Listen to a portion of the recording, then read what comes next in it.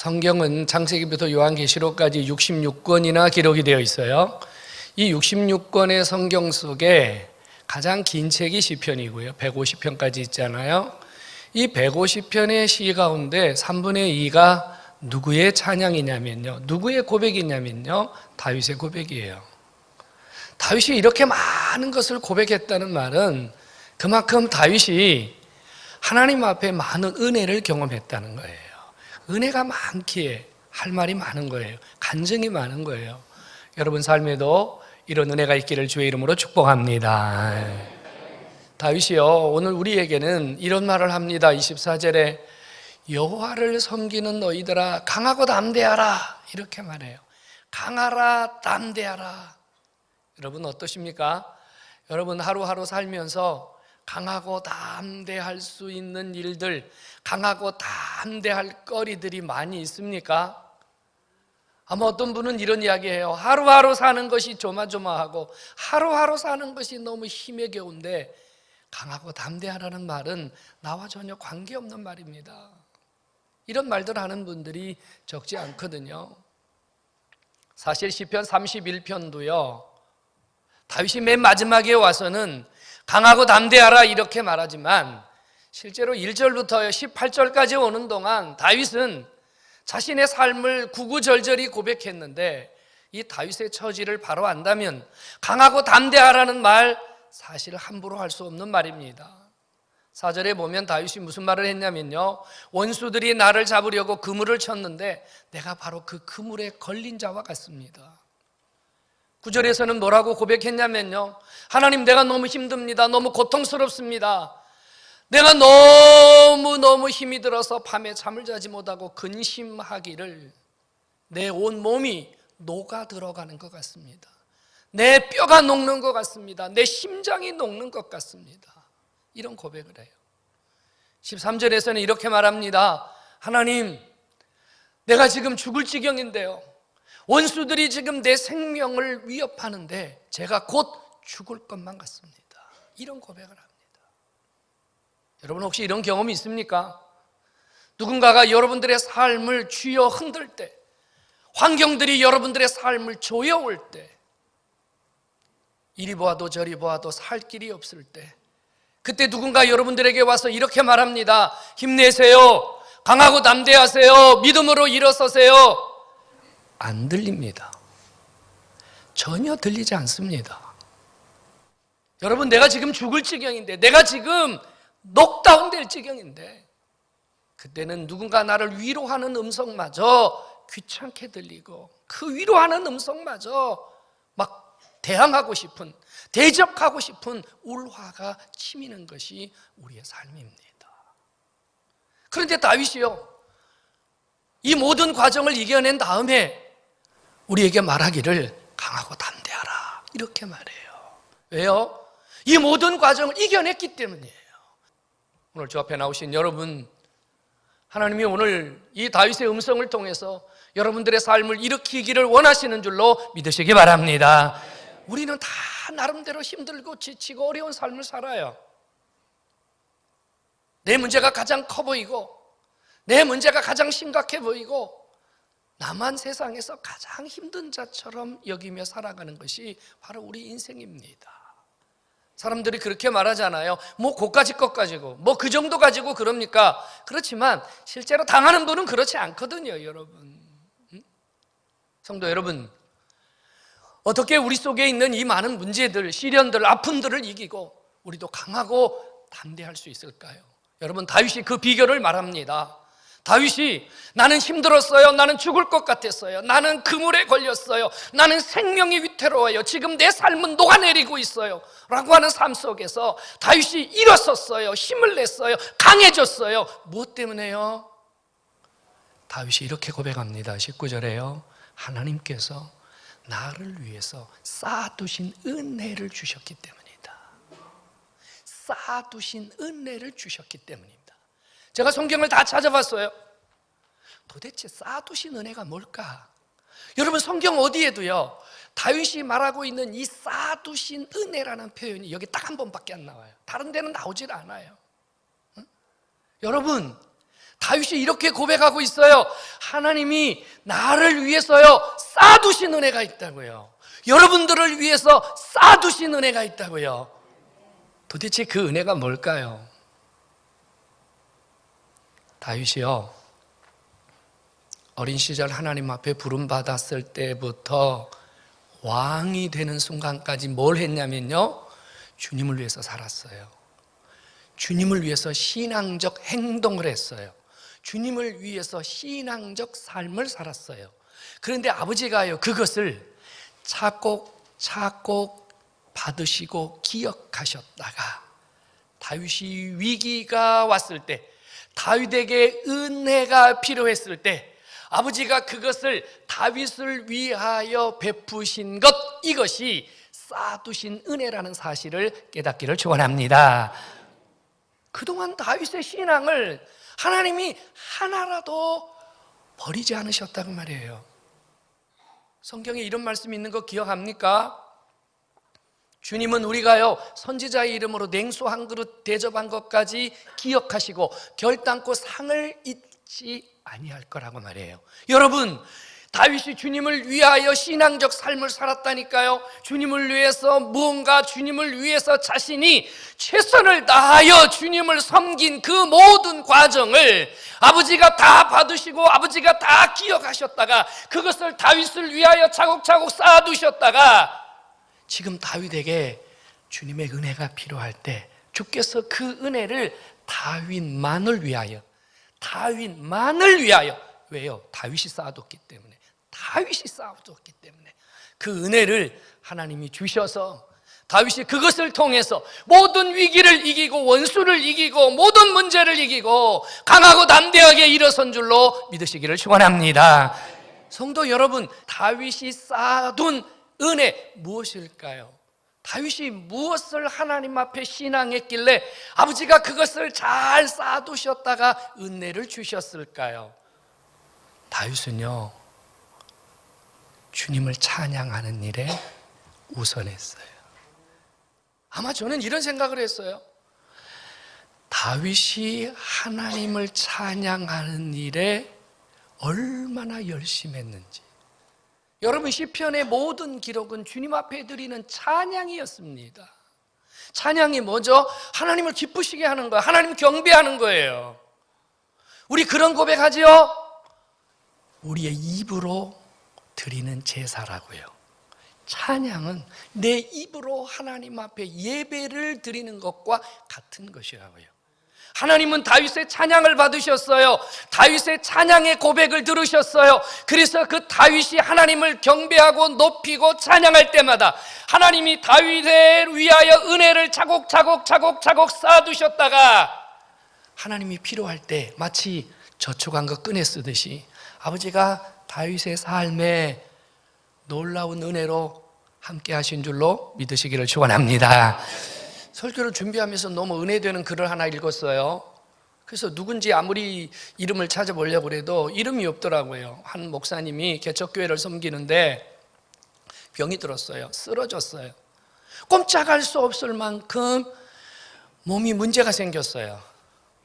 그래 병원에 입원을 해야 되는데 이 개척교회 목사님이 병원을 입원할 수 없을 만큼 너무 생활이 힘드셨어요. 그래서 하나님의 긍휼을 바라보고 장의자에 누워서 잠을 잤어요.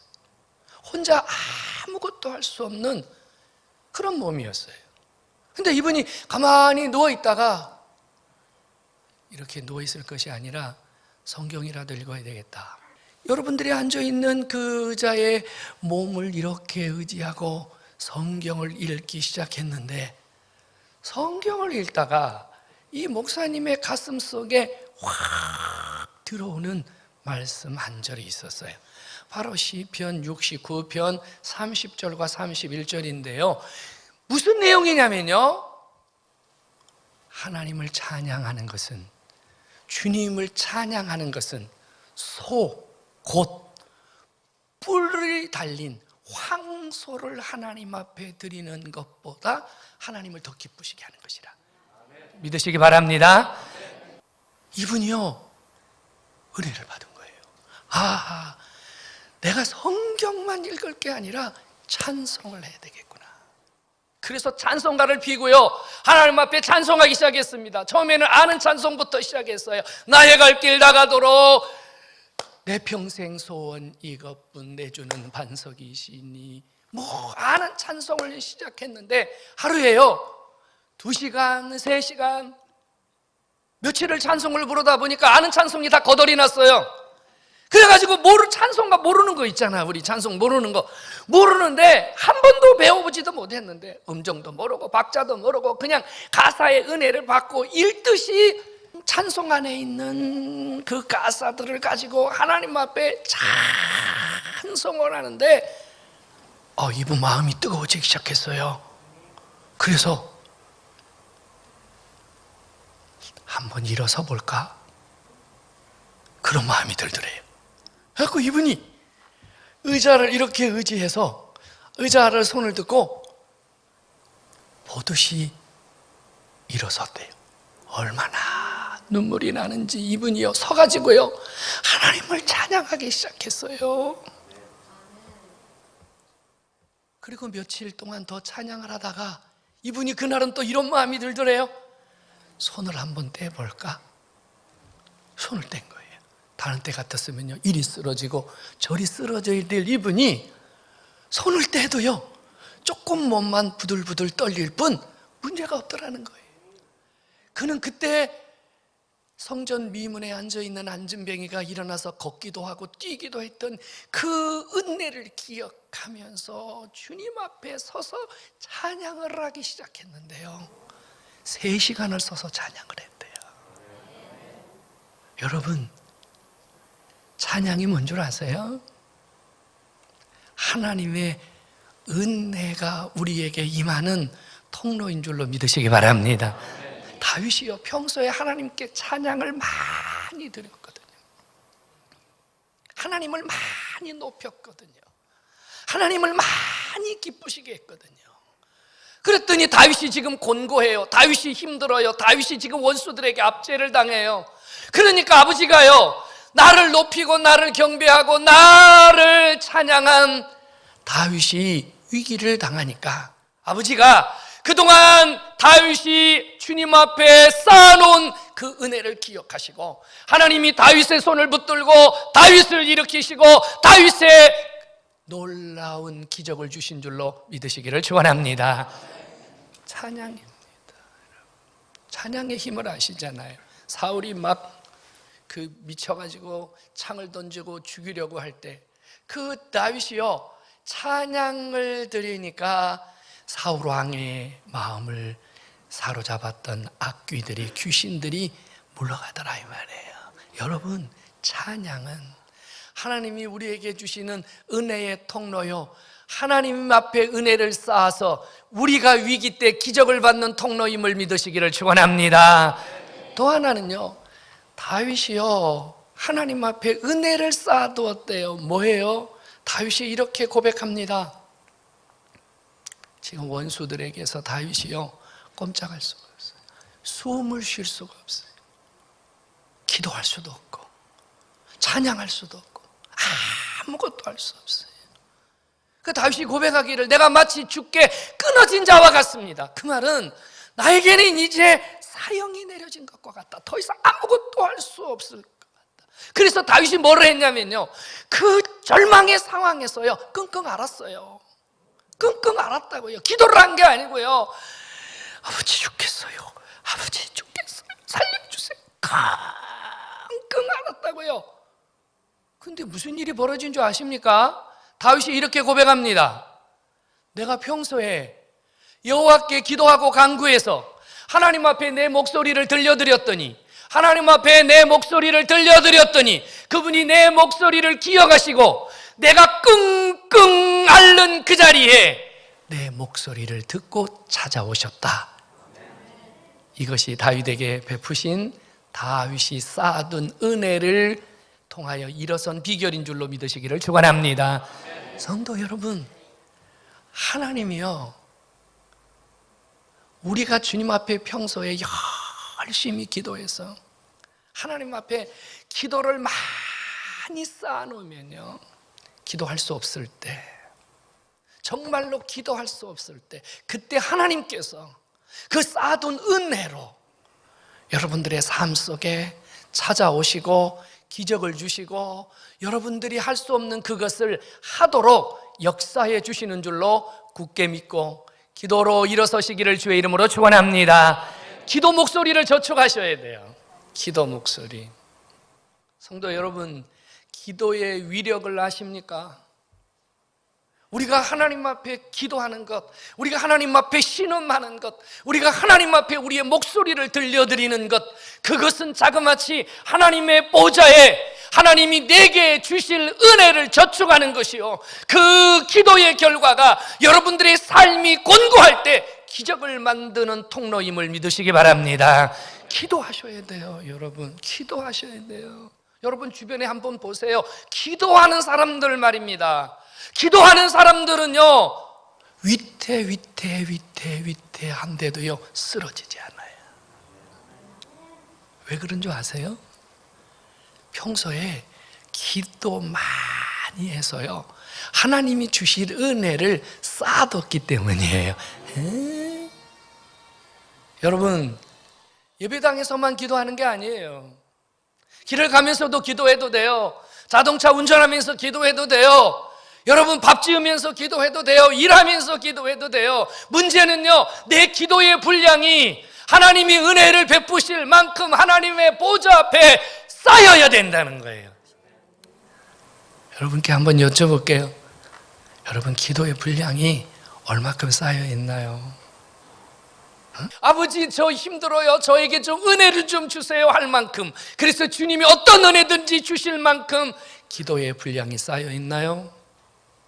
기도는 하나님이 주실 은혜를 쌓는 겁니다.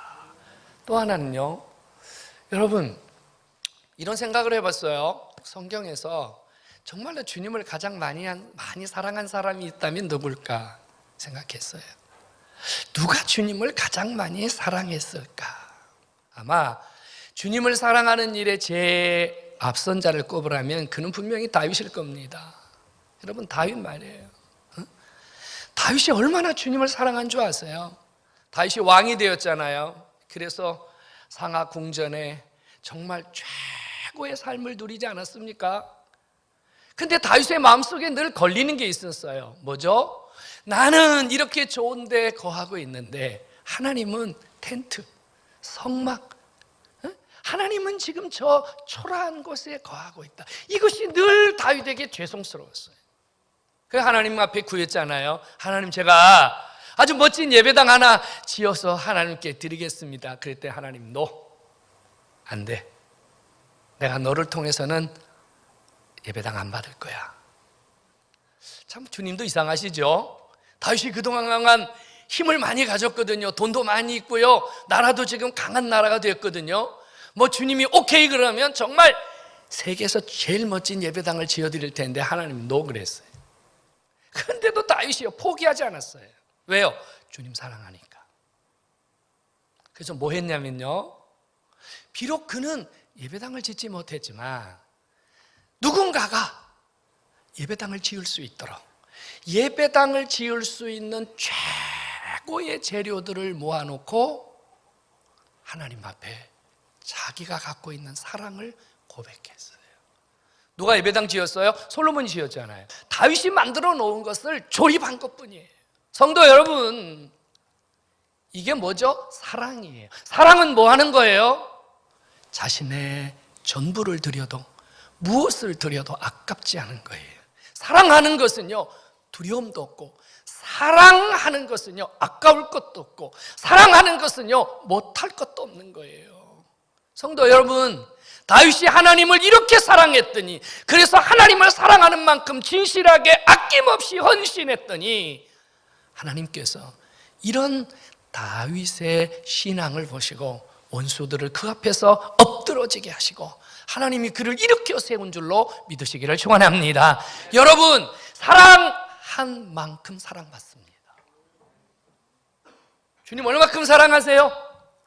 그래서 여러분 속에 지금 주님의 사랑이 얼만큼 임하고 계십니까? 말로만 사랑하십니까? 얼마큼 사랑하는지 보여드리세요. 내가 주님을 얼마큼 사랑하는지 한번 주님 앞에 보여드려 보세요. 여러분들이 하나님 앞에 받을 은혜를 쌓는 겁니다. 하나님은 그 은혜가 여러분 속에 임하여 여러분이 이 땅에서 복되고 형통하고 잘 되기를 원하시는 것이 주의 뜻인 줄로 깨닫기를 축원합니다. 성도 여러분, 우리 다 뭐 정도의 차이는 있겠지만 우리 힘들게 살잖아요. 또 고민도 있고 문제도 있고 어려움도 있잖아요. 문제는 내가 해결할 수 있는 것은 얼마든지 해결할 수 있는데 사실 우리가 해결할 수 없는 게 너무 많아요. 저 하나님 앞에 기도하면서 늘 마음이 아픈 게 그거예요, 여러분. 좀 성도들이 힘들어하고 성도들이 고민하고 성도들이 기도의 제목을 내놓는데 이거 우리 힘으로 불가능한 게 있거든요. 이럴 때는요, 목사도 너무 마음이 아파요. 하나님 이것 좀 어떻게 좀 해주세요. 이 성도가 너무 힘들어합니다. 이 성도가 너무 고통스러워합니다. 우리 힘으로 할 수 없는 게 있어요. 뭐가 필요합니까? 은혜가 필요하다는 얘기예요. 아버지의 손길이 필요하다는 얘기예요. 주님의 도우심이 필요하다는 거예요. 여러분, 주의 도우심이 필요하시면 아멘 하십시오. 뭐 아멘 안 하시는 분들 여기 되게 많을 거예요. 왜? 아직은 내가 살만하니까, 아직은 내가 힘이 있으니까. 여러분, 그래도 우리는 주님의 도우심이 필요합니다. 하나님의 은혜가 임해야 돼요. 하나님의 은혜가 임하려면요, 우리가 아무것도 하지 않으면 하나님은 내가 아무것도 주시지 않습니다. 기적은 변화는 움직이는 자가, 헌신하는 자가, 주님을 위해서 자신을 드리는 자가 받는 축복인 줄로 깨닫기를 축원합니다. 성도 여러분, 은혜가 필요하다면 여러분들의 입을 열어서 그분을 높여드리십시오. 여러분들의 입술이 그분을 높여드리고 여러분들의 입술이 그분을 기쁘시게 해드리십시오. 반드시 주님이 여러분들의 삶의 기쁨으로 되갚아 주실 줄로 믿으시기를 축원합니다. 여러분, 위기 때 하나님의 도우심을 받기를 원하십니까? 그렇다면 주님의 이름을 부르십시오. 주님 앞에 무릎을 꿇으십시오. 그분이 여러분들의 목소리를 기억하게 해주십시오. 여러분들의 목소리가 주님 앞에 기억되어야 합니다. 초막이나 궁궐이나 산속이나 바위 틈에서나 여러분 어디에서나 여러분들이 신음하면 주님이 여러분들의 목소리를 듣고 오실 수 있도록 부지런히 여러분들의 목소리가 주님 앞에 올리워지기를 소원합니다. 여러분, 주님을 사랑하는 만큼 주님 앞에 한번 헌신해 보십시오. 뭔가 충성해 보십시오. 사랑하는 만큼 말입니다. 사랑하는 만큼. 이게 목회하면서 보면요, 복받을 자들이 있어요. 정말 복받을 자들이 있다고요. 주님의 교회에 오면요, 뭐라도 하려고 하는 분이 있어요. 쓰레기 하나를 줍든지 걸레질 한 번을 하든지 뭐든지 보이든 보이지 않든요, 뭐라도 주님 앞에 움직이는 성도가 있어요. 그런가 하면요, 옆에 휴지가 떨어져도요 그냥 지나가는 성도가 있어요. 왜 그럴까요? 사랑하는 만큼 보여요. 사랑하는 만큼 움직여요. 사랑하는 만큼 품기 때문이에요. 여러분, 주님을 사랑하는 만큼 여러분들의 삶을 보여드리면 주께서 반드시 위기 때 여러분들에게 되갚아 주시고 더 넘치도록 부어주시는 은혜가 있는 줄로 믿으시기를 축원합니다. 성도 여러분, 우리 모두 주님의 은혜를 받으십시다. 빈 그릇이 아니라 내 이름으로 쌓여진 은혜. 나는 하나를 쌓았는데 주님은 30개를 주시고요, 나는 하나를 쌓았는데요 주님은 100개를 주시고요, 나는 정말로 보잘것없는 것을 쌓았는데요 아버지가 주실 때는 여러분 상상할 수 없는 세계로 아버지가 주실 것입니다. 내게 쌓아두신 은혜, 여러분 오늘부터 시작하십시오. 여러분 삶에 하나님의 은혜가 임하도록 나도 은혜 받을 하나님 앞에 복 주실 것을 쌓아야 되겠다 결단하시고 살아있는 신앙하는 여러분 모두가 되기를 주님의 이름으로 축복합니다. 축원합니다.